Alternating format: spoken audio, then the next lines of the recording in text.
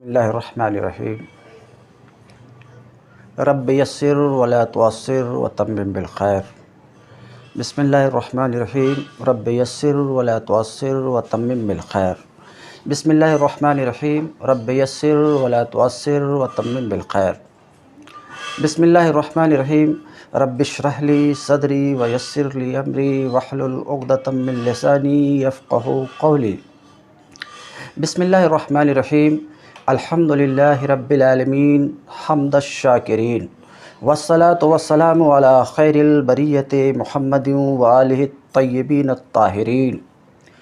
قال رسول اللہ صلی اللہ علیہ وسلم تعلموا الفرائض وعلموها الناس۔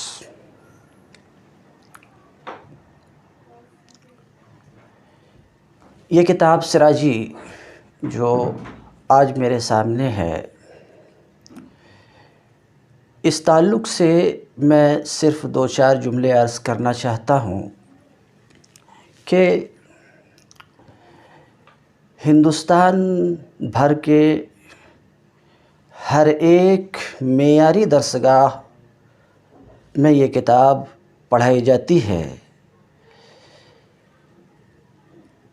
اور یہ علم میراث، علم فرائض کی واحد ایسی کتاب ہے جو بلا تفریق مسلک و ملت ہندوستان کے ہر درسگاہ، خواہ وہ سنی مکتب فکر سے اس کا تعلق ہو، دیوبندی مکتب فکر سے اس کا تعلق ہو، ہر ایک ادارے میں یہ کتاب پڑھائی جاتی ہے۔ اور یہ کتاب آج سے نہیں، سینکڑوں سال سے یہ کتاب درسگاہ کی زینت بنی ہوئی ہے۔ اگر یہ کہا جائے کہ مدرسہ میں، دارالعلوم میں، جامعہ میں علم فرائض کی یہ منفرد کتاب ہے جو سینکڑوں سال سے پڑھائی جا رہی ہے، تو اس میں بلا شبہ کوئی مبالغہ نہیں ہوگا۔ میں اس گفتگو کو دراز کیے بغیر میں اپنی بات کو آگے بڑھاتا ہوں۔ محب علم، محبوب العلماء والمشائخ حضرت مولانا سید امان اللہ صاحب زاد اللہ اقبالہ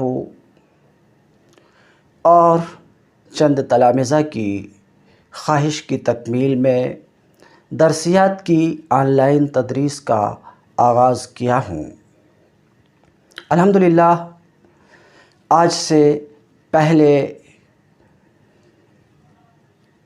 سے چند دن پیشتر مدارک التنزیل کا درس شروع کیا تھا، اور وہ اب بھی بفضلہ تعالی جاری ہے، مگر کچھ طلباء السراجی فی المیراث کے درس کا پچھلے 15 دنوں سے مطالبہ کر رہے ہیں۔ نیز محب علم، محبوب العلماء والمشائخ حضرت مولانا سید امان اللہ صاحب بانی باب العلم انواریہ کا بھی حکم اور تعاون ہے، بلکہ حقیقت یہ ہے کہ یہ سب کچھ حضرت ہی کی حوصلہ افزائی اور تعاون سے ممکن ہو سکا ہے۔ مولا تعالیٰ کی بارگاہ میں دعا ہے کہ حضرت موصوف کے خدمات کو قبول فرمائے، ان کے ادارہ باب العلم انواریہ کو روز افزوں ترقی عطا فرمائے اور ان کے تمام نیک مقاصد کو برلائے۔ لہٰذا باب العلم انواریہ ایجوکیشنل سوسائٹی و جامعہ انواریہ حیدرآباد انڈیا کے زیر اہتمام سراجی یعنی السراجی فی المیراث کی قسط وار ویڈیو ریکارڈنگ اللہ تعالیٰ کی مدد سے شروع کرتا ہوں۔ الابتداء منی والاتمام من اللہ تعالیٰ، لا حول ولا قوت الا باللہ۔ اب میں اللہ کا نام لے کر نفس کتاب کو شروع کرتا ہوں۔ بسم اللہ الرحمن الرحیم الحمد للہ رب العالمین حمد الشاکرین والصلاة والسلام علی خیر البریہ محمد وآلہ الطیبین الطاہرین۔ اللہ کے نام سے شروع کرتا ہوں جو انتہائی مہربان رحم والا۔ عام طور سے اس کا ترجمہ بسم اللہ کا یہی کیا جاتا ہے، مگر ہر زبان کا اپنا طریقہ ہے اور اس زبان میں اسی زبان کے قواعد کی رعایت ضروری ہوتی ہے۔ تو بسم اللہ الرحمن الرحیم عربی زبان کا ایک کلام ہے، جملہ ہے، اس میں عربی زبان کے قواعد کا پاس و لحاظ کیا گیا۔ اب اسے اگر ہم اپنی زبان میں ٹرانسلیشن کریں، ترجمہ کریں، تو ظاہر سی بات ہے ہمارے اوپر ہمارے زبان کے قواعد کی پابندی لازم ہوگی، عربی زبان کے قواعد کی پابندی لازم نہیں ہوگی۔ تو عربی اور اردو زبان کے قاعدے میں آپ سب کو پتہ ہے کہ صفت پہلے ہوتی ہے، موصوف بعد میں ہوتا۔ عربی زبان میں موصوف پہلے، صفت بعد میں۔ تو ہمیں اپنے زبان کے قاعدہ کو پیش نظر رکھ کر کے، کیونکہ اپنے لوگوں کو سمجھانا، اپنے لوگوں کا مطلب یہ ہے ان لوگوں تک ہمیں اپنی بات پہنچانی ہے جو اردو زبان سے واقف ہے۔ تو اس بات کو دیکھتے ہوئے اگر بسم اللہ الرحمن الرحیم کا ترجمہ اگر ہم یوں کریں تو اس میں کوئی حرج کی بات نہیں ہے۔ انتہائی مہربان، الرحمن بڑا مہربان، انتہائی مہربان رحم والے اللہ کے نام سے میں شروع کرتا ہوں اس کتاب کو۔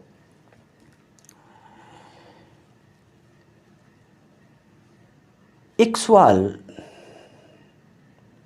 کہ یہ کتاب جس کا نام سراجی ہے، یہ علم فرائض کی کتاب ہے۔ ظاہر سی بات ہے علم فرائض میں طریقہ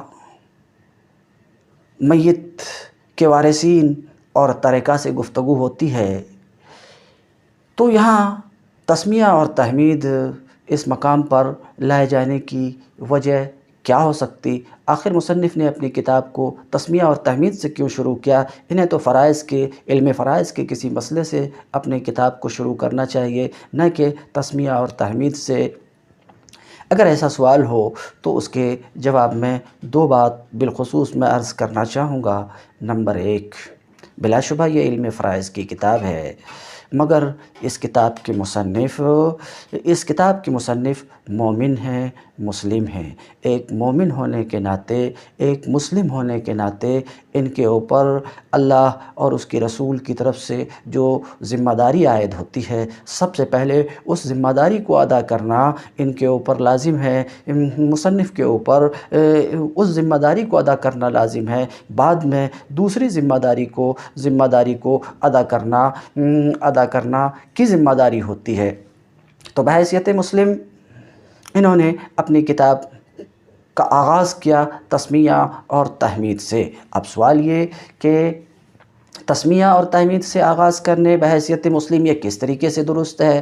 تو اس سلسلے میں عرض کروں گا، در حقیقت ایسا جو انہوں نے کیا ہے اتباعاً بخیر الکلام، خیر الکلام کی اتباع میں ایسا انہوں نے کیا ہے۔ خیر الکلام کی اتباع میں، خیر الکلام یعنی کتاب اللہ، قرآن مجید، اس کی اتباع میں انہوں نے تسمیہ سے اپنی کتاب کا آغاز کیا ہے اور تحمید سے اپنی کتاب کا آغاز کیا ہے، کیونکہ کتاب اللہ کی ابتدا بھی بسم اللہ اور الحمدللہ سے ہے۔ تو ظاہر سی بات ہے ہر کوئی کسی فیلڈ میں ہو تو اس فیلڈ میں جو کامل ہوتا ہے اس کی پیروی کرنا چاہتا ہے۔ کسی بھی میدان میں جو کامل ہوتا ہے اور آدمی اس میدان میں اترتا ہے تو اس کی چاہت ہوتی ہے کہ کامل کی پیروی ہو، ہماری ایکٹیویٹی، ہمارا کام، ہمارا ایکشن اس کامل کی طرح ہو جائے۔ اور دنیا کتاب میں سب سے کامل کتاب اللہ ہے، تو اس اتباع میں انہوں نے کتاب اللہ کی اتباع میں انہوں نے اپنی کتاب کو شروع کیا بسم اللہ اور الحمدللہ سے۔ تو ایک تو خیر الکلام کی اتباع میں، اس کی اتباع کرنے کے لیے انہوں نے ایسا کیا، اور دوسرے خیر الانام کی حدیث پر عمل کرنے کے لیے، خیر الانام کی حدیث پر عمل کرنے کے لیے انہوں نے اپنی کتاب کو بسم اللہ اور الحمدللہ سے شروع کیا۔ خیر الانام کی حدیث پر وہ حدیث یہ ہے، کل امر ذی بال لا یبدا فیہ بسم اللہ الرحمن الرحیم فہو اخطا۔ جو بھی ذیشان کام بسم اللہ الرحمن الرحیم سے شروع نہ کیا جائے وہ ادھورا رہتا ہے۔ اس حدیث کا مطلب بالکل واضح ہے کہ کوئی بھی اچھا کام، ایک مومن کوئی بھی اچھا کام آپ شروع کرنا چاہتے ہو اور چاہتے ہو کہ وہ کام پورا ہو جائے، تو اس کام کو بسم اللہ الرحمن الرحیم سے شروع کرو۔ تو اس حدیث پر عمل کرنے کے لیے مصنف نے اپنی کتاب کا آغاز بسم اللہ سے کیا۔ نیز ایک دوسری حدیث ہے، کل امر ذی بال لم یبدا فیہ بالحمد اقطع، جو بھی اچھا کام ذیشان کام اللہ کی حمد سے شروع نہ ہوا ہو، شروع نہ کیا گیا ہو تو وہ ادھورا رہتا ہے۔ اقطع ہاتھ کٹا ہوا یعنی ادھورا رہتا ہے۔ اس حدیث کا مدعا اور مطلب صاف ہے کہ اچھے کام کو شروع کرنا ہے تو اس کام کو شروع کرو اللہ کے حمد سے۔ اس حدیث پر، تحمید کی حدیث اور تسمیہ کی حدیث پر عمل کرنے کے لیے انہوں نے اپنی کتاب کو شروع کیا بسم اللہ اور الحمدللہ سے۔ اب اگر ایک سوال ہو کہ دونوں حدیث میں یہ ہے کہ کام کی ابتدا بسم اللہ سے ہونی چاہیے، پہلی حدیث میں بھی یہ ہے کہ کام کی ابتدا بسم اللہ سے ہو، دوسری حدیث میں بھی یہ ہے کہ کام کی ابتدا الحمدللہ سے ہو۔ ابتدا تو کسی ایک سے ہی ہوگا، یا تو بسم اللہ سے ابتدا ہوگا یا الحمدللہ سے ابتدا ہوگا، دونوں سے تو ابتدا نہیں ہو سکتا۔ اس سلسلے میں بہت سے جوابات اہل علم نے دیا، میں ایک پر اکتفا کرتا ہوں۔ بلا شبہ دونوں حدیث میں ابتدا کا لفظ آیا ہے، مگر اس کے باوجود دونوں حدیث میں کوئی تعارض نہیں ہے۔ وہ اس طریقے سے کہ تسمیہ کی حدیث میں جو ابتدا ہے وہ ابتدائے حقیقی پر محمول ہے، اور تحمید کی حدیث میں جو ابتدا ہے وہ ابتدائے عرفی یا ابتدائے اضافی پر محمول ہے۔ ابتدائے حقیقی جو سب سے پہلے ہو، ابتدائے عرفی جو مقصود سے پہلے ہو، ابتدائے اضافی جو کسی سے پہلے ہو۔ تو ابتدا فی التسمیہ محمول ہے حقیقی پر، ابتدا فی التحمید محمول ہے اضافی یا عرفی پر۔ اب کوئی تعارض نہیں ہے۔ مطلب یہ ہوا کہ تسمیہ کی حدیث کا تقاضا یہ ہے کہ سب سے پہلے بسم اللہ الرحمن الرحیم ہو، اور تحمید کی حدیث کا تقاضا یہ ہوا کہ مقصود سے پہلے اللہ کی حمد کرو۔ مقصود سے پہلے اللہ کی حمد ہو گئی کیونکہ مقصود کا ذکر آگے آ رہا، تو دونوں حدیث میں کوئی تعارض، کوئی ٹکراؤ نہیں ہے۔ مگر اگر یہ سوال کیا جائے کہ لفظ تو وہی لم یبدا کا آیا ہے، تسمیہ کی حدیث کو آپ نے حقیقی پر محمول کر دیا اور تحمید کی حدیث کو آپ نے اضافی یا عرفی پر محمول کر دیا، بھلا ایسا کیسے آپ نے کیا؟ اگر یہ سوال ہو تو اس سوال کے جواب میں عرض کروں گا کہ اس کی وجہ ہے بسم اللہ الرحمن الرحیم ترجمہ کر کے دیکھیے، نہایت مہربان رحم والے اللہ کے نام سے، اور تحمید کا ترجمہ کر کے دیکھیے، الحمدللہ تمام تعریف اللہ کے لیے ہے۔ تو تسمیہ سے مقصود ہے اس میں ذات کا ذکر، اور تحمید سے مراد ہے صفت کا ذکر، اور دنیا کو پتہ ہے ذات پہلے ہوتی ہے، صفت بعد میں ہوتی۔ اسی وجہ سے ہم نے تسمیہ کی حدیث میں جو ابتدا ہے اسے حقیقی پر محمول کیا، اور تحمید کی حدیث میں جو ابتدا ہے اسے اضافی یا عرفی پر محمول کیا۔ تو اب دونوں حدیث میں کسی طرح کا کوئی تعارض نہیں ہے۔ انتہائی مہربان رحم والے اللہ کے نام سے میں شروع کرتا ہوں۔ الحمدللہ رب العالمین حمد الشاکرین۔ الحمد، حمد، مدح، شکر الفاظ متقاربہ ہیں۔ حمد، الحمد هو الثناء باللسان علی الجمیل الاختیاری نعمتا کان او غیرہا۔ حمد کسے کہتے ہیں؟ زبان سے فعل جمیل اختیاری پر تعریف کرنا،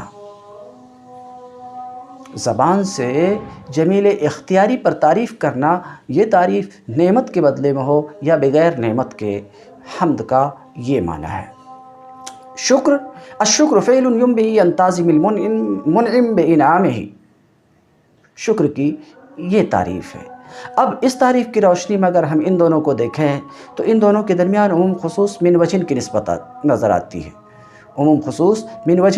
نظر آتی ہے۔ جو تعریف ہم نے پیش کیا، یعنی ایک مادہ اجتماع کا ہے، دو مادہ افتراق کا ہے، یعنی ایک جگہ دونوں جمع ہو جاتے، ایک جگہ ایسا ہے کہ ایک تعریف کے اوپر حمد صادق ہے، شکر صادق نہیں، ایک تعریف پر شکر صادق ہے حمد کے بغیر۔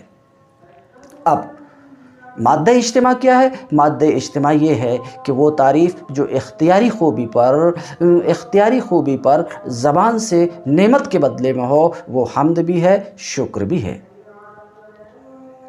اب یہ مادہ اجتماع ہے، اب دو مادہ اشتراک ہمیں دیکھنا ہے کہ شکر پایا جائے حمد کے بغیر، تو شکر حمد کے بغیر تعریف ہے غیر زبان سے، جوارح سے، مثلا جوارح سے تعریف ہے یا دل سے تعریف ہے، زبان سے تعریف نہیں، انعام کے بدلے میں تعریف ہے، تو اس تعریف کے اوپر شکر صادق ہے، مگر اس تعریف کے اوپر حمد صادق نہیں ہے، کیونکہ حمد میں لسان کی قید ہے۔ تو دیکھیے شکر پایا گیا حمد کے بغیر۔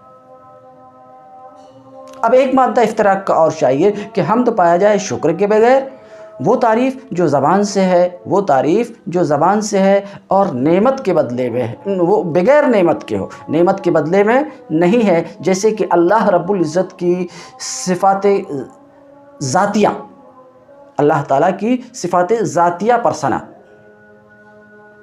تو ایک ایسی تعریف جو زبان سے ہے، نعمت کے بدلے میں نہیں، اس تعریف کے اوپر حمد تو صادق ہے، شکر صادق نہیں ہے۔ ہماری اس گفتگو سے یہ بات واضح ہوئی کہ حمد اور شکر کے درمیان عموم خصوص من وجہن کی نسبت ہے۔ الحمدللہ رب العالمین، تمام تعریف اللہ کے لیے ہے جو ساری کائنات کا مالک ہے۔ گفتگو تو بہت ساری ہے، مگر گفتگو دراز ہو جائے گی، اشارہ کیے دیتا ہوں، کوئی یہ نہیں کہے الحمدللہ رب العالمین، یہ تو دعویٰ ہے کہ تمام تعریف، ہر ایک تعریف، حقیقت تعریف اللہ کے لیے ہے۔ یہ میں کیوں کر رہا ہوں؟ لام استغراق کے لیے بھی ہو سکتا، جنس کے لیے بھی ہو سکتا، تو حقیقت تعریف اگر جنس کے لیے ہے، جنس تعریف اللہ ہی کے لیے ہے، اگر استغراق کے لیے ہے تو تعریف کا ہر ایک فرد، ہر ایک تعریف اللہ کے لیے ہے۔ یہ تمام احتمالات ہیں، للہ اللہ ہی کے لیے ہے۔ یہ ترجمہ ہم کہاں سے کر رہے ہیں؟ لام للہ میں لام اختصاص کے لیے ہے، اس بنا پر حمد مختص ہے اللہ کے ساتھ، تو ساری تعریف اللہ کے لیے۔ کوئی ایسا نہ کہے کہ یہ تو دعویٰ ہے کہ ساری تعریف اللہ کے لیے، اور دعویٰ بلا دلیل مقبول نہیں ہوتا، دعویٰ بلا دلیل مقبول نہیں ہوتا، تو میں تفصیل میں جائے بغیر کہوں گا یہ کمال دعویٰ ہے کہ اپنے اندر ہی دلیل رکھتا ہے، اور وہ اس طریقے سے کہ اللہ، سب کو معلوم ہے کہ اللہ اس ذات کو کہتے ہیں جو تمام صفات کمالیہ کی جامع ہے،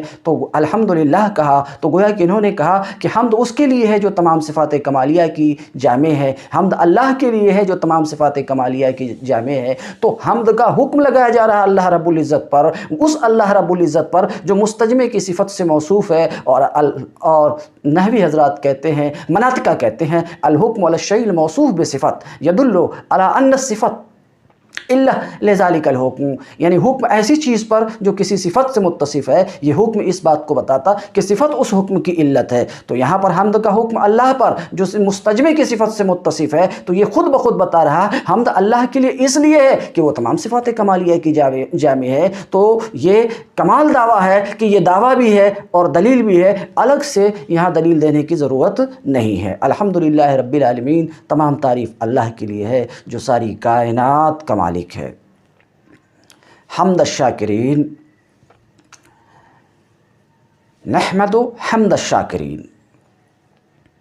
بتانا یہ چاہ رہا ہوں کہ اسے نصب کیوں ہے؟ نصب اس لیے ہے کہ فعل مقدر ہے، نحمد احمد کچھ بھی مقدر مان سکتے ہیں، ہم اللہ کی تعریف کرتے ہیں شاکروں کی تعریف کی طرح۔ حمد الشاکرین کہا انہوں نے، حمد الحامدین نہیں کہا، کیونکہ ایک لحاظ سے شکر عام ہے حمد سے، شکر عام ہے حمد سے، اس لیے مصنف نے حمد الشاکرین کہا، حمد الحامدین نہیں کہا۔ دوسری بات یہ کہ حامد ہونا تو حمد سے ہی معلوم ہو جا رہا ہے، حامد ہونا تو حمد سے معلوم ہو جا رہا ہے، تو اس سے یہ بھی افادہ کرنا چاہ رہے ہیں کہ حامد تو الحمدللہ ادا کر کر کے حامد بن جا رہا ہوں، شاکرین کہہ کر کے شاکر کی فہرست میں بھی میں داخل ہونے کی کوشش کروں، اللہ رب العزت سے دعا کروں، اس وجہ سے بھی حمد الشاکرین انہوں نے کہا۔ حمد الشاکرین، ہم تعریف کرتے ہیں اللہ کی، شاکرین کی تعریف کے مانند۔ والصلاة والسلام علی خیر البریہ محمد وآلہ الطیبین الطاہرین، اور رحمت و سلامتی نازل ہو، عام لوگ اس کا ترجمہ کرتے ہیں درود و سلام نازل ہو، میں اس تفصیل میں نہیں جاتا، میں جو ترجمہ کیا ہوں صرف اتنی سی بات میں عرض کروں گا والصلاۃ والسلام علی خیر البریہ محمد، اور رحمت و سلامتی نازل ہو خیر البریہ پہ، ساری مخلوق میں بہتر، اور رحمت و سلامتی نازل ہو خیر البریہ محمد پر۔ صلاۃ کا ترجمہ جو میں نے رحمت و سلامتی کی تو وہ اس طریقے سے کہ صلاۃ کی نسبت اللہ تعالیٰ کی طرف بھی ہوتی ہے، فرشتے اور بند انسانوں کی طرف بھی ہوتی ہے۔ ان اللہ و ملائکتہ یصلون علی النبی یا ایھا الذین آمنوا صلوا علیہ وسلموا تسلیما۔ یہاں صلاۃ کی نسبت اللہ کی طرف بھی ہے، بندوں کی طرف بھی ہے۔ تو علماء کہتے ہیں، مصرح ہے، یہ عام بات ہے، کوئی خاص نئی بات بیان کر رہا ہوں کہ الگ سے دلیل دینے کی مجھے ضرورت ہو، کہ صلاۃ کی نسبت جب اللہ رب العزت کی طرف ہوتی ہے، صلاۃ کی نسبت جب اللہ تبارک تعالیٰ کی طرف کی جاتی ہے، تو اس وقت صلاۃ سے مراد رحمت، احسان مجازن، اس وقت صلاۃ سے مراد رحمت۔ رحمت کسے کہتے ہیں؟ رقت قلب کو، اور قلب جسمانیات سے، اللہ تعالیٰ جسمانیات سے پاک ہے، تو صلاۃ رحمت رقت قلب، اور قلب جسمانیات سے، تو مراد مجازن یعنی رحمت بھی مجازن کا مطلب رحمت کا ثمرہ کیا ہوتا ہے؟ احسان۔ جب قلب رقیق پڑتا ہے تو آدمی دوسرے کے اوپر احسان کرتا ہے۔ تو صلاۃ کی نسبت جب اللہ رب العزت کی طرف کی جاتی ہے، اس وقت صلاۃ سے مراد رحمت ہوتی ہے۔ تو والصلاۃ والسلام، اس کی نسبت اللہ تعالیٰ کی طرف، تو اللہ کی رحمت کن پر ہو؟ خیر البریہ پر نازل ہو۔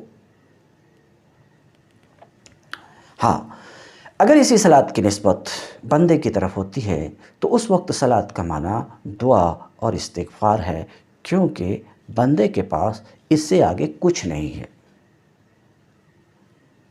اس وجہ سے جب صلاۃ کی نسبت بندے کی طرف ہوتی تو صلاۃ سے مراد اس وقت کیا ہے؟ دعا اور استغفار ہے۔ سوال یہ کہ جیسے ہم نے ذکر کیا کہ تسمیہ اور تحمید کو کیوں لائے، ویسے ہی ایک سوال یہ بھی ہو سکتا ہے کہ تسمیہ اور تحمید کے بعد صلاۃ و سلام کو کیوں لائے۔ تو ایک جواب تو یہ کہ اس سلسلے میں بھی ایک حدیث آئی ہے کہ جو کام صلاۃ سے شروع نہ ہو وہ ادھورا اور نامکمل رہتا ہے، اور دوسری یہ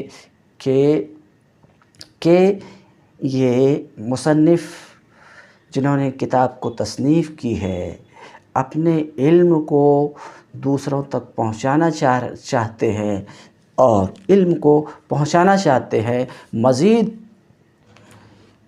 علمی خدمات انجام دینا چاہتے ہیں۔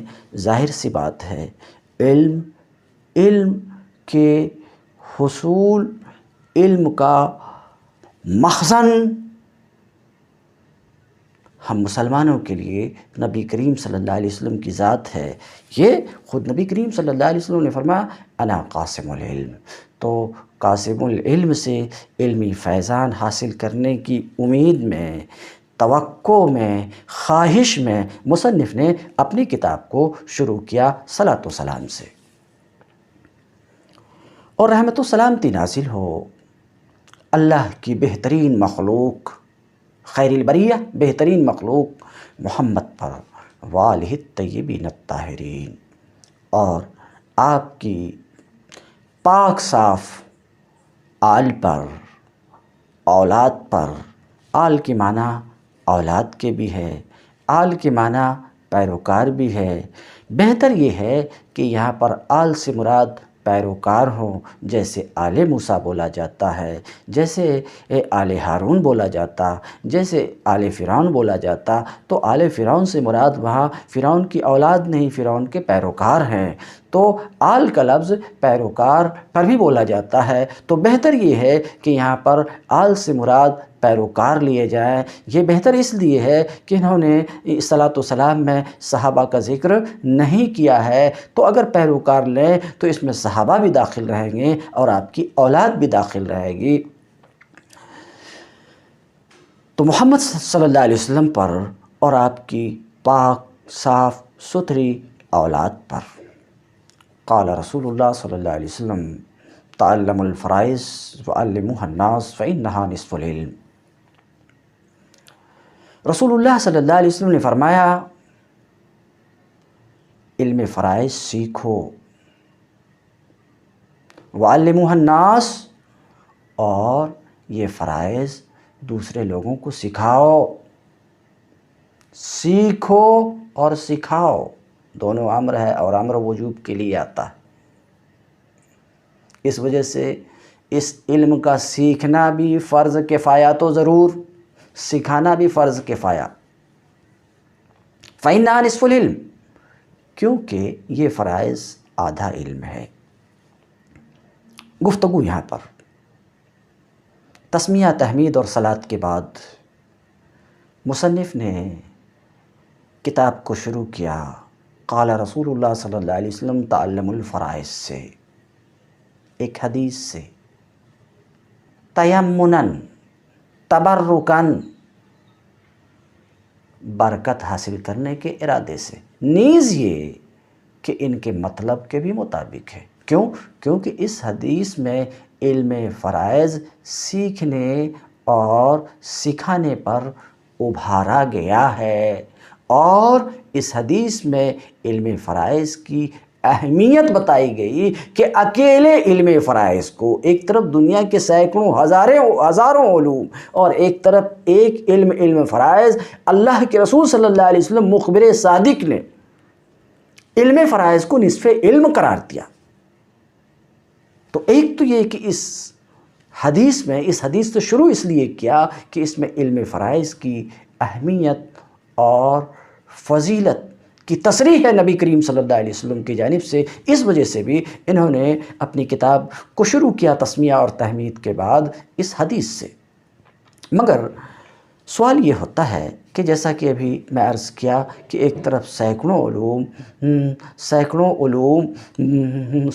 علوم بے پناہ دینی علوم، دوسری طرف ایک دینی علم فرائض، وہ سب آدھا اور یہ آدھا، یہ بات تو غیر معقول نظر آتی ہے۔ مگر اس کے جواب میں کہہ چکا کہ جب مخبر صادق نے فرما دیا، مخبر صادق نے فرما دیا تو شک کی گنجائش نہیں رہتی ہے۔ مگر اگر عقلی اعتبار سے گفتگو کریں کہ یہ کس طریقے سے معقول ہوتی ہے کہ یہ اکیلے نصف علم ہے اور باقی سب نصف علم ہے، تو اس سلسلے میں عرض کرنا چاہتا ہوں کہ انسان کی دو حالت ہوتی ہے، ایک زندگی کی حالت ہوتی ہے اور ایک موت کی حالت ہوتی ہے۔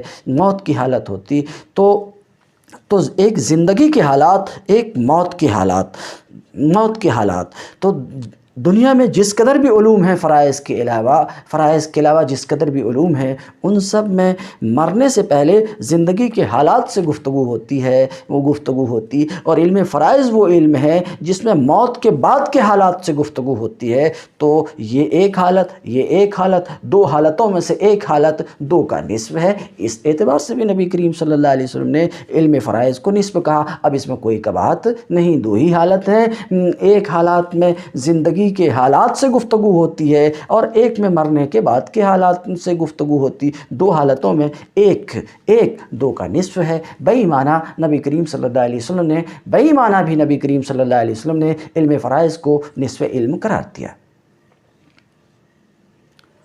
قال علماؤنا رحمهم اللہ تعالی تتعلق بطریقۃ المیت حقوق اربعۃ مرتبۃ۔ مصنف کہتے ہیں ہمارے علماء نے فرمایا ہے، ہمارے علماء کہتے ہیں، کیا کہتے ہیں؟ تتعلق، کیا کہتے ہیں؟ قال، ہمارے علماء نے کہا، کیا کہا؟ اس قال کا مقولہ صرف تتعلق بطریقۃ المیت نہیں ہے، بلکہ مقولہ یہاں سے لے کر کتاب کے آخر تک ہے۔ یعنی یہ سب ہمارے علماء کا مقولہ ہے۔ تو صرف یہ نہیں کہ یہی ہمارے علماء کا مقولہ، باقی ہمارے علماء کا مقولہ نہیں ہے، بلکہ یہ ساری بات ہمارے علماء کی ہے، یہاں سے لے کے کتاب کے آخر تک۔ تو کیا کہتے ہیں؟ قال علماؤنا، مصنف کہتے ہیں ہمارے علماء۔ اب سوال یہ کہ ہمارے علماء سے کیا مراد ہے؟ مصنف کی ہمارے علماء سے کیا مراد ہے؟ خارج سے اس کتاب کے پڑھنے والے سب کو معلوم ہے کہ صاحب کتاب شیخ سراج الدین محمد بن عبد الرشید سجاوندی حنفی ہے، سب کو معلوم ہے۔ تو حنفی ہونا ان خارج سے سب کو پتہ ہے۔ تو جب انہوں نے ہمارے علماء کہا تو اسی سے سمجھ میں آ گیا کہ ہمارے علماء سے مراد علماء احناف ہیں۔ قال علماؤنا، ہمارے علماء کہتے ہیں تتعلق بطریقۃ المیت حقوق اربعۃ مرتبہ۔ میں اس پہ آنے سے پہلے ایک بات ذکر کروں، صرف اشارے میں ذکر کروں گا، تفصیل میں نہیں جاؤں گا۔ علم فرائض ایک علم ہے، اور عادت یہی ہے کہ کوئی بھی علم شروع کرنے سے پہلے علم کے شروع کرنے والے کو اس علم کی معرفت ہونی چاہیے، اس کے موضوع کی جانکاری ہونی چاہیے، اس کے فائدہ کا علم ہونا چاہیے۔ تو یہ علم سراجی جو علم فرائض میں ہے،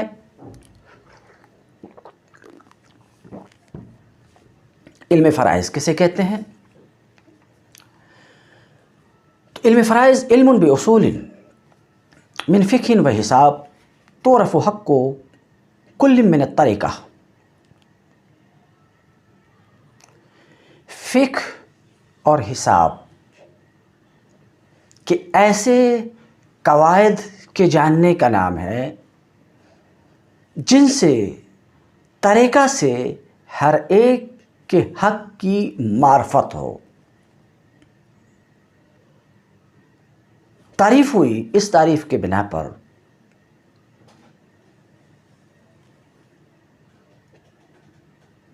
علم فرائض سیکھنے کے لیے دو چیزوں کا جو طالب علم سراجی سے فائدہ اٹھانا چاہتا ہے، اسے سمجھنا چاہتا ہے، اس کے پاس پہلے سے دو چیزیں ہونی چاہیے، اور اگر نہیں ہیں تو اب انہیں ضرور حاصل کر لینی چاہیے، ورنہ اس کتاب سے وہ مستفید نہیں ہو سکیں گے۔ ایک حساب کا علم ہونا چاہیے۔ حساب ایک لمبا چوڑا علم ہے، نہیں اتنے علم کی ضرورت یہاں نہیں ہے۔ کیا؟ اگر آپ اس کتاب سے فائدہ اٹھانا چاہتے ہیں، اس کتاب کو سمجھنا چاہتے ہیں، تو حساب کا آپ کو اتنا علم ہونا چاہیے۔ کتنا؟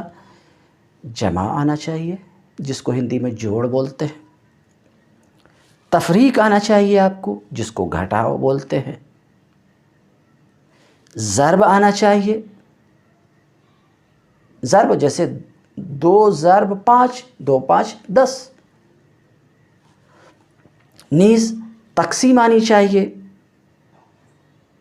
نیز تصحیح میں LCM کی ضرورت ہوتی ہے تو LCM آنی چاہیے،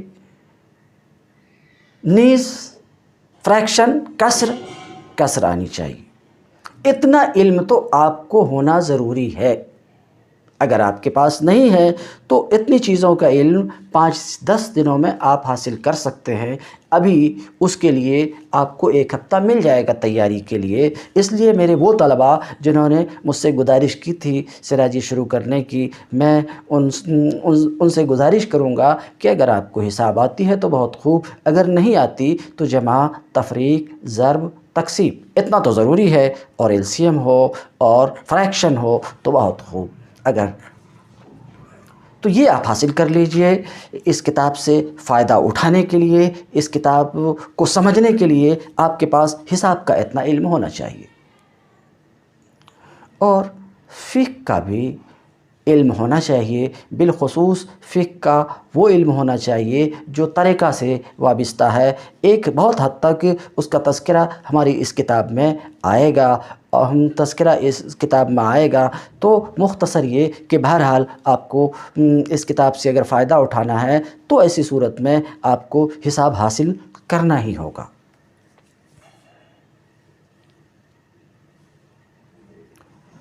قال علماؤنا رحمہم اللہ تعالی، ہمارے علماء نے کہا رحمہم اللہ تعالی، اللہ تعالی ان سب پہ رحم فرمائے۔ کیا کہا ہمارے علماء نے؟ تتعلق بطریقۃ المیت حقوق اربعۃ مرتبہ، میت کے طریقہ سے، طریقہ اور بھی لغت ہے، ترکہ ایک اور بھی لغت ہے، ترکہ، طریقہ، ترک یترک طریقہ، ترکہ چھوڑنا، لغوی معنی، مصدر ہے، اور آپ کو پتہ ہے کہ مصدر کئی بار مفعول کے معنی میں ہوتا، جیسے خلق مصدر ہے، مخلوق کے معنی میں ہوتا۔ تو طریقہ چھوڑنا، اے متروکہ چھوڑی ہوئی چیز، لغت میں اس کا یہ معنی ہے۔ اصطلاح میں یعنی علم فرائض کی زبان میں طریقہ کسے کہتے ہیں؟ ما بقی بعد المیت من مالہ،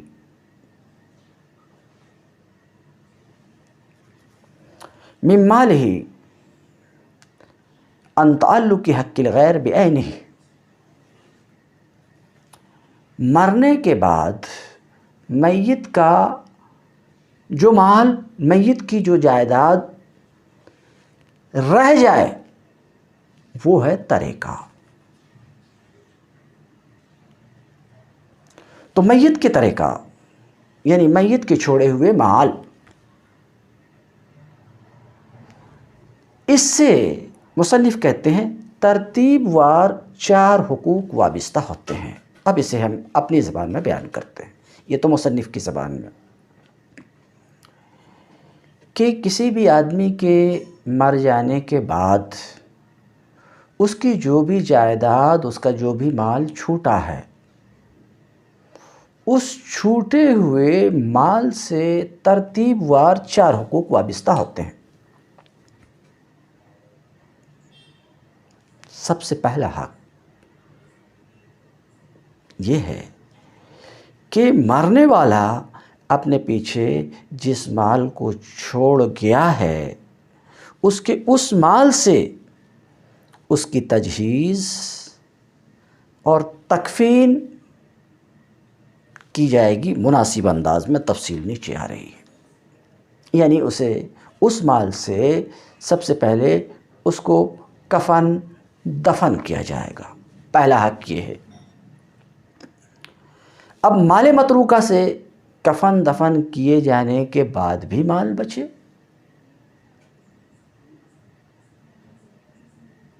تو دوسرا حق جو طریقہ سے وابستہ ہوتا وہ یہ کہ کفن دفن کے بعد جو مال بچا ہے، اس باقی ماندہ مال سے میت کے ذمے لوگوں کے، خدا کے نہیں، لوگوں کے اگر قرض ہوں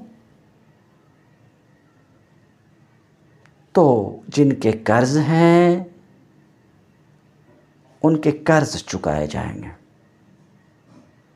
قرض ادا کیے جائیں گے۔ یہ دوسرا حق ہے جو طریقہ سے وابستہ ہوتا۔ پہلا حق تجہیز و تکفین، دوسرا ادائے دیون، قرضوں کی ادائیگی۔ تیسرا حق، ان دونوں حقوق کے ادا کرنے کے بعد بھی مال بچا ہے تو اس باقی ماندہ مال کے 1/3 سے میت کی وصیت نافذ کی جائے گی۔ وصیت نافذ کی جائے گی، مرنے سے پہلے میت نے اگر کسی کے لیے وصیت کی ہے تو وصیت اس کی نافذ کی جائے گی، مگر کتنے سے؟ باقی ماندہ مال کے 1/3 1/3 سے۔ یعنی اب تک جو مال بچ گیا ہے اس مال کے 1/3 سے، اس مال کے 1/3 سے وصیت نافذ کی جائے گی، وصیت پوری کی جائے گی۔ یہ تیسرا حق ہے جو ترکہ سے وابستہ ہے۔ چوتھا حق،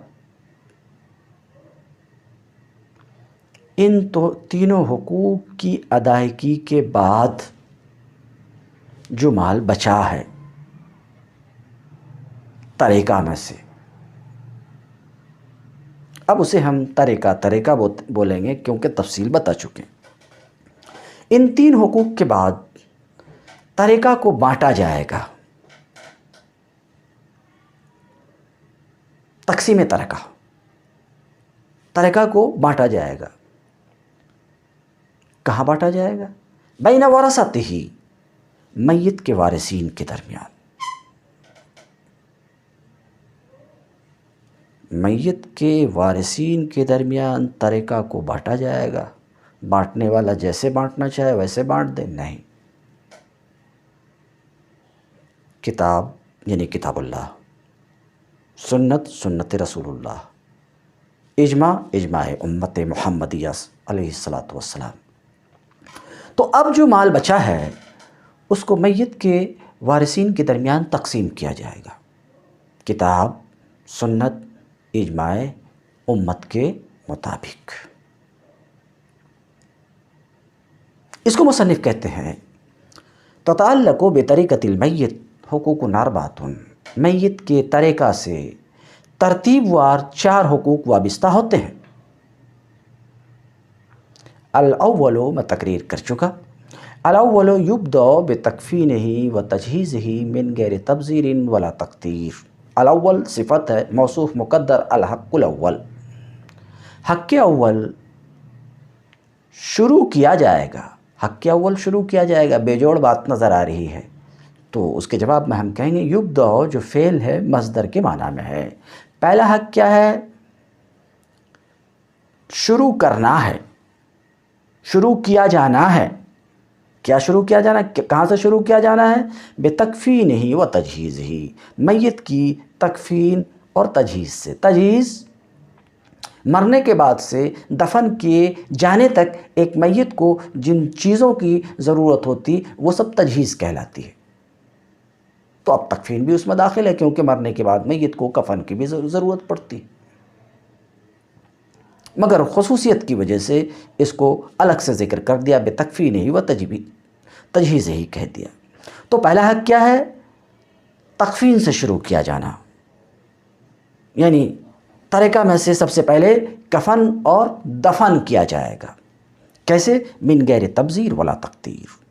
یہ تکفین اور تجہیز زیادتی اور کمی کے بغیر۔ زیادتی اور کمی کے بغیر کا مطلب یہ ہے کہ ترکہ سے فضول خرچی بھی نہیں کی جائے گی اور بالکل کمی بھی نہیں کی جائے گی بلفظ دیگر۔ مثلا کفن میں تبذیر بھی نہیں ہونا، تقتیر بھی نہیں ہونا، تقذیر و تقتیر نہیں ہونا، نہ کیفیت کے حساب سے ہونا نہ کمیت کے حساب سے ہونا۔ کمیت کو پہلے میں بیان کروں، مثلا مرد کا 3 کفن ہے، عورت کے لیے 5 کفن ہے، تو ایسی صورت میں 3 مرد کو 3 سے زیادہ کفن دینا یا 3 سے کم کفن دینا یہ زیادتی یا کمی ہے، ایسا نہیں ہونا۔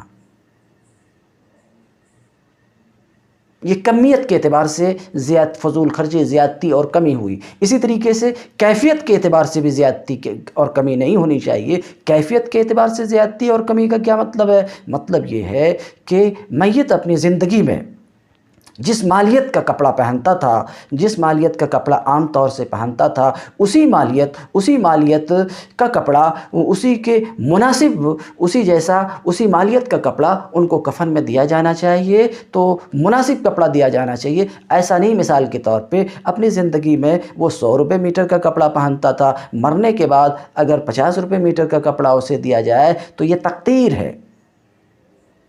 اسی طریقے سے اگر 100 روپے کا میٹر کا، مثال کے طور پہ 100 روپے میٹر کا پہنتا تھا اور مرنے کے بعد 300 روپے میٹر کا دیا جائے تو یہ فضول خرچی ہے۔ تو یہ دونوں بات میں سے کوئی بھی بات نہیں ہونی چاہیے۔ تو پہلا حق ہے युब्दअ बितकफ़ीनिही व तजहीज़िही, कि उसकी तकफ़ीन और तजहीज़ से इब्तिदा होगी, यानी सबसे पहले उसका कफ़न और दफन किया जाएगा एक मुनासिब अंदाज से। सुम्मा तुग़ज़ा दुयूनुहु मिन जमीअ मा बक़िय मिन मालिही, दूसरा हक़ जो तरीक़ा से वाबस्ता होता। तुग़ज़ा मैं पहले गुफ्तगू कर चुका हूँ कि फ़ेल है, दूसरा हक़ ये है कि अदा किया जाए, नहीं अदा किया जाना, फ़ेल मज़दर के माने में है। दूसरा हक़ जो तरीक़ा से वाबस्ता है वो क्या है, मैयत के ज़िम्मे जो कर्ज़े थे वो कर्ज़े अदा किए जाएंगे। कहाँ से, मिन जमीअ मा बक़िय मिन मालिही, उसके माल में से जितना बाकी रहा है उन सब से बाकी रहा है, यानी कफ़न दफन के बाद जो माल बाकी रहा है उन पूरे बाकी मानदा से उसके कर्ज़ अदा किए जाएंगे। सुम्मा तुनफ़ज़ु, ये दोनों हक़ अदा किए जाने के बाद माल बचा है तो फिर क्या किया जाएगा, उसकी वसीयतें नाफिज़ की जाएंगी। अगर मैयत ने किसी के लिए वसीयत की है तो, नहीं की है तो कोई मसला ही नहीं है। अगर मैयत ने किसी के लिए वसीयत की है तो ऐसी सूरत में उसकी वसीयत नाफिज़ की जाएगी, मगर कितने से, मिन 16 से मा बक़िय बाद अद-दैन, कर्ज़ अदा करने के बाद जितना बाकी रहा है उसकी 1/3 से, कुल माल की 1/3 से नहीं, कर्ज़ अदा करने के बाद जो बाकी रहा है उसकी 1/3 से क्या किया जाएगा, मैयत की वसीयत नाफिज़ की जाएगी, पूरी की जाएगी। ये 3 हुकूक। वे चौथा हक़ क्या है, सुम्मा युक़स्समुल बाकी, चौथा हक़ बाकी मानदा को उसके वारिसीन के दरमियान, चौथा हक़ जो तरीक़ा से वाबस्ता होता है वो है बाकी मानदा को उसके वारिसीन के दरमियान तक़सीम करना। सुम्मा युक़स्समुल बाकी बैन वरसतिही बिल किताब व सुन्नह व इजमाइल उम्मा, फिर चौथा हक़ ये है कि बाकी को तक़सीम किया जाए उसके वारिसीन के दरमियान, मैयत के वारिसीन के दरमियान किताब, सुन्नत, इजमाए उम्मत के मुताबिक।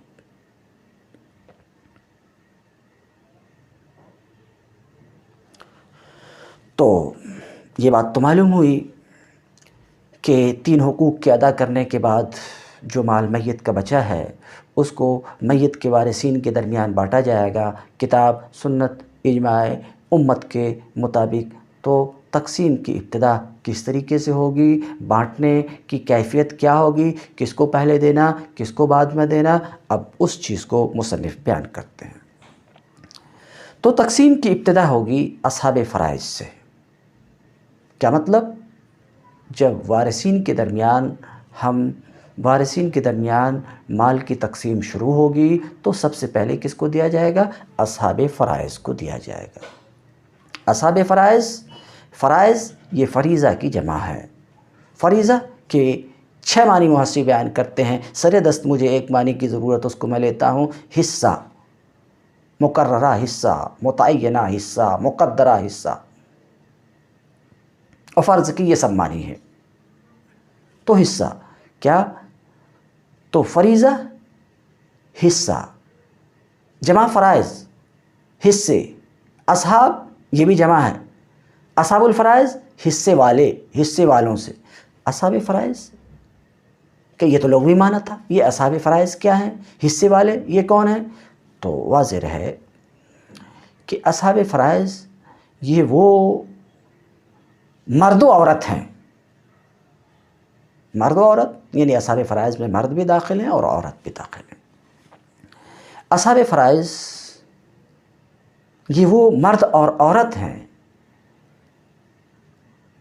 जिनके हिस्से अल्लाह की किताब में मुक़द्दर, मुअय्यन, मुकर्रर हैं। तो अब आपने कहा कि तरीक़ा को हम तक़सीम करना चाहेंगे तो सबसे पहले किसको देंगे, तो मैंने जवाब में अर्ज़ किया कि इब्तिदा किससे होगी, तक़सीम की इब्तिदा किससे होगी, तक़सीम की इब्तिदा असहाब फ़राइज़ से होगी, यानी सबसे पहले तरीक़ा से असहाब फ़राइज़ को दिया जाएगा। आपने पूछा असहाब फ़राइज़ किसे कहते हैं, तो उसके जवाब मैंने अर्ज़ किया कि असहाब फ़राइज़ ये वो मर्द और औरत हैं जिनके हिस्से अल्लाह की किताब में मुतअय्यन हैं, मुकर्रर हैं, मुक़द्दर हैं, वो हैं असहाब फ़राइज़। तो जब तक़सीम की बारी आएगी तो सबसे पहले किसको दिया जाएगा, असहाब फ़राइज़ को, उसको कहते हैं। फिर शुरू किया जाएगा असहाब फ़राइज़ से, वहुमुल्लज़ीन लहुम सिहामुन मुक़द्दरा फ़ी किताबिल्लाहि ताला। असहाब फ़राइज़ कौन है, तो मुसन्निफ़ कहते हैं असहाब फ़राइज़ ये वो लोग हैं, ये वो मर्द और औरत हैं, तक़रीबन हम कहा गया, ये वो मर्द और औरत हैं जिनके हिस्से अल्लाह ताला की किताब में, अल्लाह ताला की किताब कुरान, قرآن میں جن کے حصے مقرر ہیں اس کے لیے بالخصوص یہ آیت ہے یوصیکم اللہ فی اولادکم للذکر مثل حظ الانثیین الآیہ، پوری آیت پڑھ لیجئے۔ ثم بالعصبات من جہت النسب،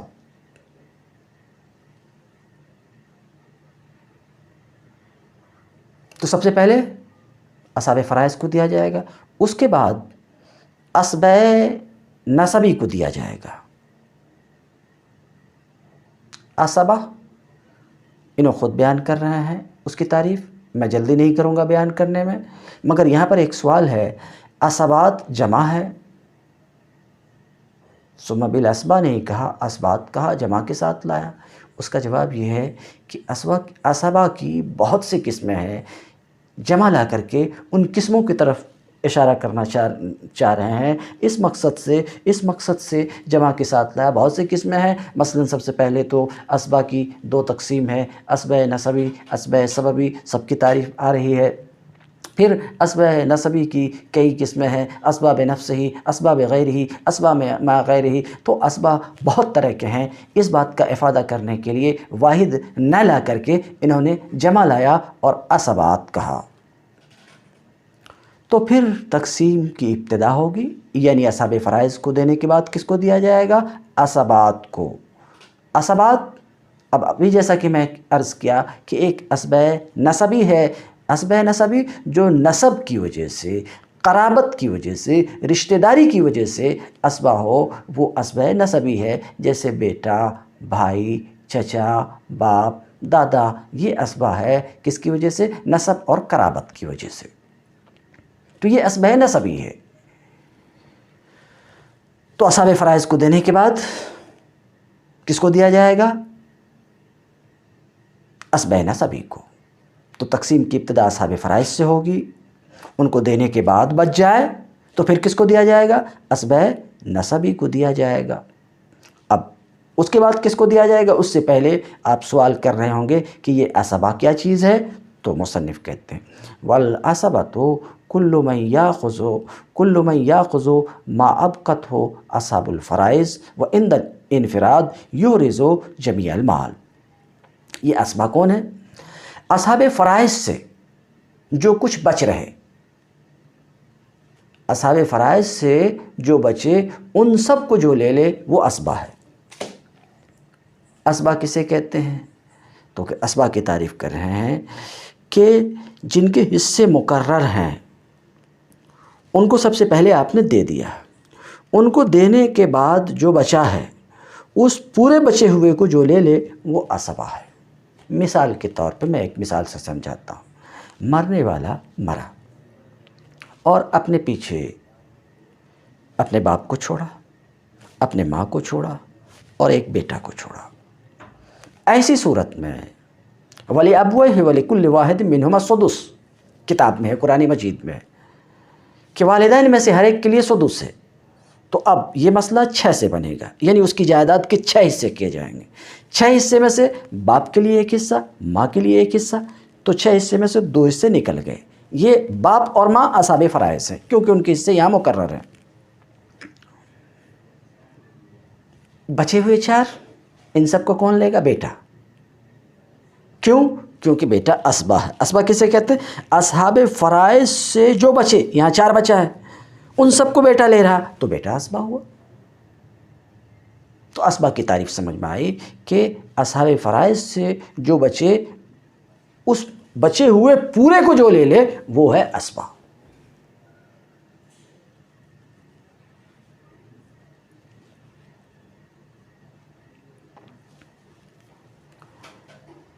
اور اگر اصحاب فرائض نہیں ہیں،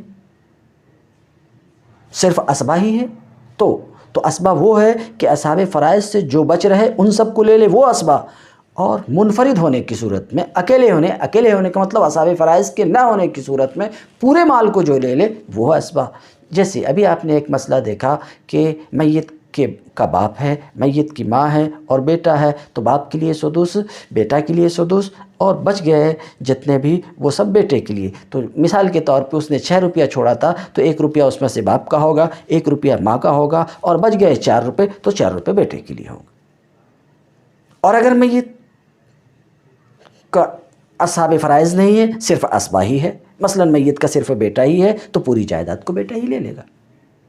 تو اسبا کی کیا تعریف ہوئی کہ اصحاب فرائض سے جو بچ رہے ان سب کو جو لے لے، ان سب کو جو لے لے، یا اکیلے ہونے کی صورت میں پورے مال پر جو قبضہ کر لے، پورے مال کو اکٹھا کر لے، وہ ہے، یہ ہے تعریف اسبا کی۔ والاسبة كل من يأخذ ما أبقته أصحاب الفرائض وعند الانفراد يحرز جميع المال۔ اور اسبا کون ہے؟ ہر وہ وارث ہے جو اصحاب فرائض سے باقی ماندہ کل کو لے لے، اور انفراد کی صورت میں، یعنی اصحاب فرائض نہ ہونے کی صورت میں پورے مال کو جو اکٹھا کر لے، وہی ہے اسبا۔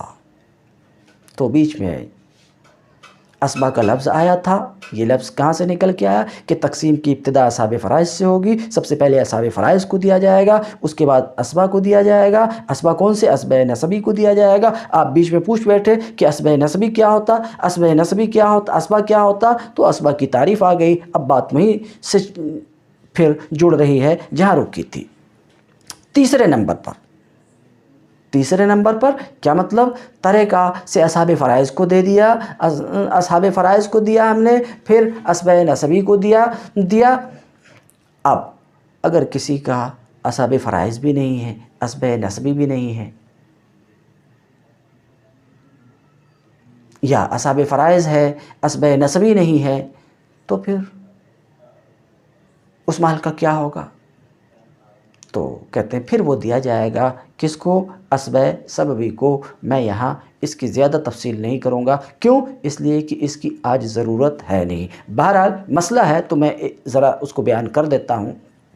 اسبا سببی وہ جو اسبا ہوتا ہے اعتاق کی وجہ سے۔ اعتاق کا مطلب غلام کو آزاد کرنے کی وجہ سے۔ مثلا زید کا ایک غلام تھا، اس نے اس غلام کو بخش دیا۔ بخش دینے کا مطلب اسے ایک زندگی دے دیا۔ اب وہ غلام مرا، اور اس نے مرنے کے بعد کچھ مال کو چھوڑا، اور اس کے اسبا نسبی نہیں ہے، اس کا بیٹا، پوتا، باپ، دادا، چچا، بھتیجا، ایسا کچھ بھی نہیں ہے، اسبا نسبی نہیں ہے۔ اگر ہو تو مسئلہ ختم ہو جاتا، ویسا کچھ نہیں ہے، تو پھر اس کا مال کس کو ملے گا؟ اس کا مال اس کو ملے گا جس نے اس کو آزاد کیا ہے، یعنی اس کے آقا کو ملے گا۔ اور اگر اس کا آقا نہیں ہے تو آزاد کرنے والا خواہ مرد ہو یا عورت۔ تو سوال یہ ہے کہ غلام کا باقی ماندہ مال کس کو ملے گا؟ تو کہا گیا کہ اس کے آقا کو ملے گا، کیونکہ نبی کریم صلی اللہ علیہ وسلم نے فرمایا الولاء لحمۃ کلحمۃ النسب۔ الولاء لمن اعتق، ولا کس کے لیے؟ اس کے لیے جس نے آزاد کیا۔ تو بہرحال میں گفتگو کر رہا تھا اسبا سببی میں۔ اسبا سببی کیا چیز ہوتا ہے؟ وہ جو اسبا ہوتا ہے سبب اعتاق آزاد کرنے کی وجہ سے، وہ اسبا سببی۔ وہ کون ہوگا؟ آزاد شدہ، آزاد کردہ غلام کا آقا ہوگا۔ اور اگر وہ غلام سے پہلے مر گیا تو پھر آزاد کرنے والے کا جو اسبا ہے، ذکور میں سے، اناس میں سے نہیں۔ کیا مطلب؟ آقا کا بیٹا، پوتا کچھ ہو، یا باپ، یا دادا، پردادا، یا بھائی، بھتیجا، یا چچا کا بیٹا۔ یہ ترتیب آگے تفصیل سے آئے گی۔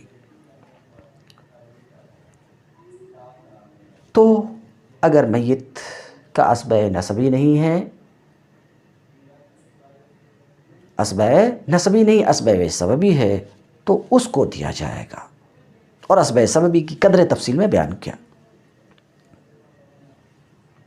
پھر تقسیم کی ابتدا ہوگی اسبا سببی سے۔ اسبا سببی کیا ہے؟ وہ مولا العتاقہ۔ اسبا سببی کیا ہے؟ آزاد کردہ غلام کا آقا ہے۔ پھر اس کا اسبا ہے ترتیب وار، جس کی طرف ابھی میں اشارہ کیا۔ اور اگر کسی طرح کا کوئی اسبا نہیں ہے میت کا، صرف اصحاب فرائض ہیں، مگر اصحاب فرائض کو دینے کے بعد بھی بچ گیا، مثال کے طور پہ میت کی 2 بیٹیاں ہیں اور کوئی اسبا نہیں ہے تو 2 بیٹیوں کے لیے جو کتاب میں حصہ بتایا گیا 2 ثلث ہے، یعنی میت کی جائیداد 3 حصے میں ہوگی، 3 حصے میں سے 2 حصہ 2 بیٹیاں لیں گی، 1 بچ گیا تو وہ کیا ہوگا؟ کوئی اسبا تو ہے نہیں۔ تو ایسی صورت میں کہتے ہیں اگر اسبا نہیں ہے تو پھر بچا ہوا مال اصحاب فرائض ہی پر پلٹا دیا جائے گا ان کے حصے کے مطابق۔ ثم رد علی ذوی الفروض النسبیہ، پھر بچا ہوا مال نسبی اصحاب فرائض پر پلٹا دیا جائے گا بقدر حقوقہم، ان کے حقوق کے مطابق۔ ثم ذوی الارحام،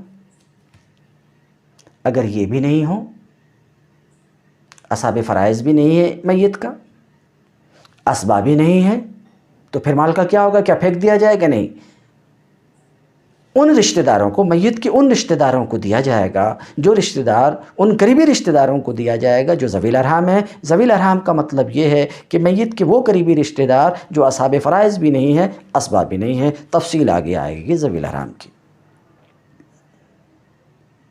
ثم مولا الموالات،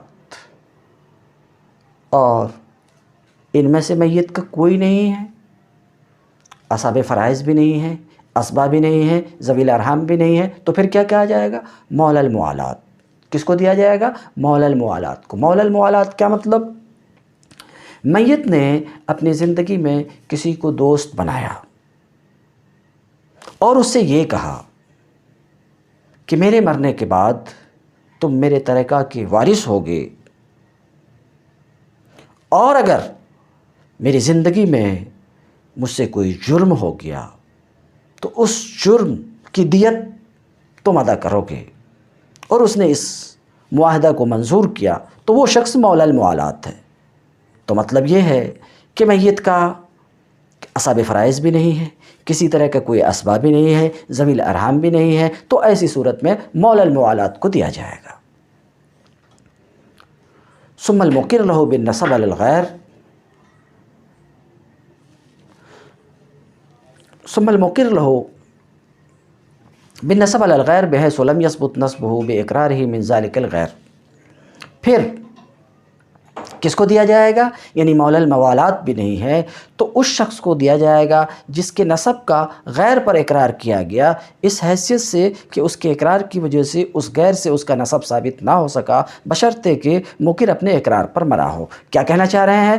یہ بات بھی میں واضح کر دوں، اگر ان میں اوپر کے مذکورین میں سے کوئی نہیں ہے میت کا تو پھر کس کو دیا جائے گا؟ کہتے ہیں مقر لہ بالنسب علی الغیر، اس شخص کو دیا جائے گا جس کے نسب کا غیر پر اقرار کیا گیا، جس کے نسب کا غیر پر اقرار کیا گیا، اس حیثیت سے کہ اس کے اقرار کی وجہ سے اس کا نسب ثابت نہ ہو سکا ہو اس غیر سے، بشرطے کہ مقر اپنے اقرار پر مرا ہو۔ مثلا غیر پر اقرار کیا، مثال کے طور پہ ایک شخص نے یہ کہا کہ فلاں آدمی، مثلا زید میرا بھائی ہے، تو گویا کہ وہ یہ کہہ رہا ہے، حالانکہ اس کا بھائی ہونا ثابت نہیں ہے، اس کے اپنے باپ نے نہیں کہا کہ میرا بیٹا ہے، مگر جب یہ کہہ رہا ہے کہ یہ میرا بھائی ہے تو یہ کہنے کا مطلب یہ ہے کہ یہ میرے باپ کا بیٹا ہے۔ دوسرے پر نسب کا وہ اقرار کر رہا کہ اس کے کہہ دینے کی وجہ سے نسب تو ثابت نہیں ہوا، مگر یہ کہہ رہا ہے کہ یہ میرے باپ کا بیٹا ہے۔ تو اب جس کے نسب کا اقرار کیا، اس اقرار کرنے والے کا انتقال ہوا، اور حال یہ ہے کہ اس کے اصحاب فرائض نہیں ہیں، حال یہ ہے کہ اس کے اسبا نہیں ہیں، تو پھر میت کا مال اسی شخص کو دیا جائے گا جس کے نسب کا دوسرے پر اقرار کیا، جس کی تفصیل وہ ہے۔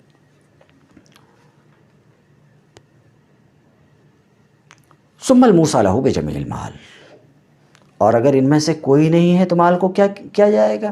پھر اس شخص کو دیا جائے گا جس کے لیے پورے مال کی میت نے وصیت کی تھی۔ اگر کسی کے لیے وصیت کی کہ پورا مال میرا فلاں کو ملے گا تو یہ پورا مال اس کو دیا جائے گا۔ ثم بیت المال، اگر موصی بھی نہیں ہے، موصی لہ بھی نہیں ہے، تو پھر میت کے مال کو کیا کیا جائے گا؟ تو کہتے ہیں پھر بیت المال کے حوالے اس کا ترکہ کر دیا جائے گا۔ وآخر دعوانا ان الحمد للہ رب العالمین۔ آج کی گفتگو کو میں یہاں روکتا ہوں۔